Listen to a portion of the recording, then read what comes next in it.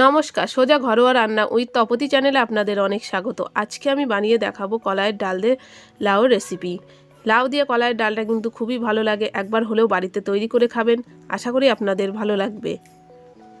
এখানে আমি লাউটা ছোট ছোট করে টুকরো করে কেটে নিয়েছি।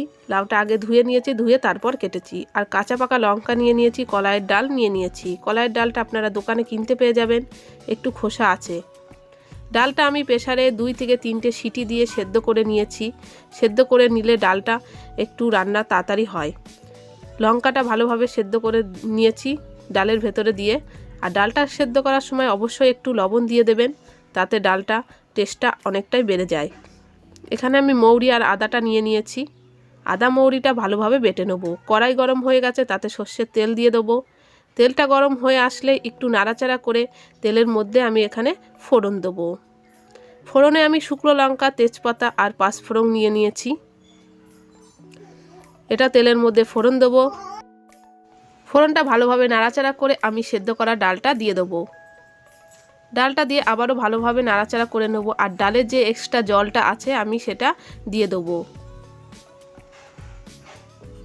আমার চ্যানেলটা যদি না সাবস্ক্রাইব করে থাকেন প্লিজ সাবস্ক্রাইব করবেন এবং আমার পাশে থাকবেন। অবশ্যই কমেন্টের মাধ্যমে জানাবেন যে ডালের রেসিপিটা আপনাদের কেমন লেগেছে। এখানে আমি পরিমাণ মতন হলুদ দিয়ে দেবো।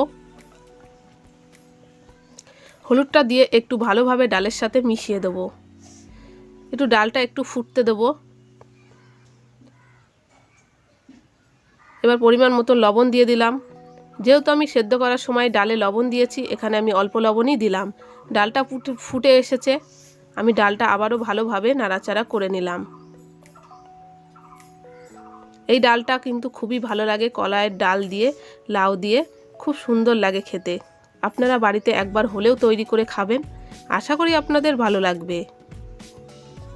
ডালটা ফুটে গেছে, আর একটু হতে দেবো।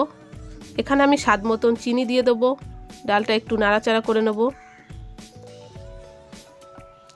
কাঁচা লঙ্কাগুলো যেহেতু আমি ডালের মধ্যে দিয়ে দিয়েছিলাম, সেগুলো একটু ঘেটে দেবেন, তাহলে ঝালটা আপনাদের পরিমাণ মতনই হবে। আমি এখানে স্বাদ মতন চিনি দিয়ে দিলাম। চিনিটা দিয়ে আবারও ভালোভাবে নাড়াচাড়া করে নিলাম। ডালটা হয়ে গেছে, এবার আমি আদা আর মৌরি বাটাটা দিয়ে দেবো। আদা মৌরি বাটাটা দিয়ে আমি বেশি ফোটাবো না ডালটা, তাহলে মৌরির এক্সট্রা যে সেন্টটা আছে সেটা চলে যাবে, খেতে তখন ভালো লাগবে না। আমি গ্যাসটা বন্ধ করে দিলাম। 5 মিনিট বাদে ডালটা আমি একটা পাত্রে নামিয়ে নেব। ডালটা একটু আবারও নাড়াচাড়া করে নেব, করে একটা পাত্রে আমি ডালটা নামিয়ে নেব। ডাল আমার এখানে নামানো হয়ে গেছে। দেখুন, কলাইয়ের ডাল দিয়ে লাউ রেসিপি খুবই সুন্দর লাগে। আবার আমি চলে আসব পরবর্তী ভিডিও নিয়ে।